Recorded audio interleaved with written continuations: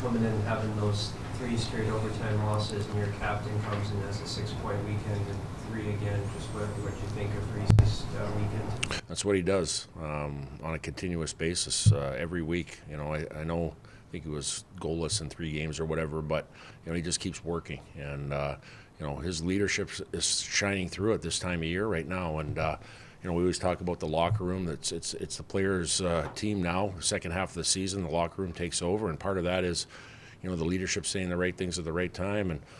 And did an amazing job on the bench as far as talking about the right things to do and keeping things even keel and staying positive. And can't say enough about him on and off the ice as a person and as a player. What was it like to just be able to finish off a sweep here, and maybe especially third period? Yeah, for sure. And we got out to elite tonight. I thought we had a better start tonight. We ran into some penalty troubles, and anytime you take 3 penalties in a row, it takes your momentum of your bench away a little bit, and just because you can't get everybody out there. And so anyways, they got some momentum from it.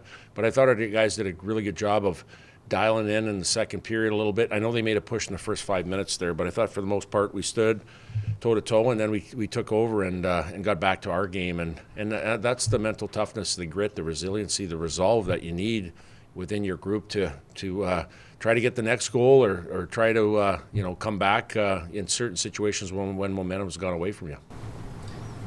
Probably a challenging weekend to play for Garrett Pike, just a unique situation. How do you think he handled this weekend? I think he was outstanding. You never know how that's going to go, right? When you got a lot of former friends, coaches, the team you were with for 4 years previous, and how you're going to react. I thought he did an outstanding job. He played with confidence and poise. He looked like a top-end defenseman in college hockey out there, and again, I knew it had to be tough, but there's a lot of things going on. For a goal, the other thing too is a goaltender in Hobie Hedquist coming in Friday, not knowing he was going to play, and he played the USA game. There might have been a little nerves there. Thought he was good last night, and I thought he was even better tonight. He made some huge saves for us at key times.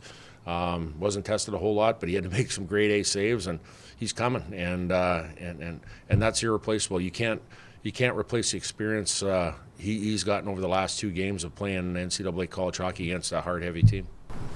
The power play with Pike and Weber and McLaughlin, what did they do well this weekend? Well, I think we were keeping things simple and shooting, and we were winning faceoffs. I would commend our guys for winning faceoffs on the power play and getting it back. Last night we scored right away. Omac got it on the weak side flank and went down, took a shot, had great net front on it. But having that shooting mentality, and then the other thing is when we don't score a goal off a shot, of having the retrieval side of it, of having that Wolfpack mentality of getting guys around it to retrieve a puck to get another opportunity. And I think that's the killer instinct you want on power plays, to be relentless. And you're seeing a little bit more from both units. The challenge on the goal, it would have been their 3rd goal. That seemed like it would be a genius move, because they get that goal, they get more momentum. Yeah. But to catch that, kudos to your video. All goes to Ryan Leducer and the guys up top. For us, the first thing that we look at or think of is goalie interference. That's the very first thing when there's bodies in front of the net. But to have somebody, and again, the balance is trying to hold enough time to try to get a few angles to see if we need to call it. But I think you're right, Eric. I think it's a no-brainer at that time. You use your timeout, you reset your team at the very least. And in this situation, it was a good call. And Ryan's been doing that for a few years now, as far as making those calls, and he has to be quick about it, and he does a really good job doing it. With as focused as you guys were this weekend, there were a lot of smiles tonight on your bench. Did this feel just like a fun night for you guys? It was. I think, you win the first game on Friday, and you always know it's so tough to win 2 games in a row in college hockey, to sweep. It is so tough. But you know what? Like, I got to hand it to our guys, because, I don't live, I guess, on social media, and I don't kind of live in the circles they do. But they are in the community, and they're held in high regard, and we haven't gotten the regulation win result that we wanted over the last 4 games before this weekend. But they have done a good job of being galvanized and sticking together and being resilient in the fact that, hey, you know what, we're just gonna concentrate on trying to win games together in regulation, and they did a good job this weekend. And I'm telling you what, we're excited about going forward now. We finished our body of work in the non-conference, going 9-2-1. That'll help us in the pairwise. But now it's on to the NCHC, and what better way than playing a hard team against Alaska here, and now playing the remaining 16 games in the chase for the Penrose, and our guys are excited about getting after it. What was the difference in the closing out? That was something I know you wanted to focus on this week.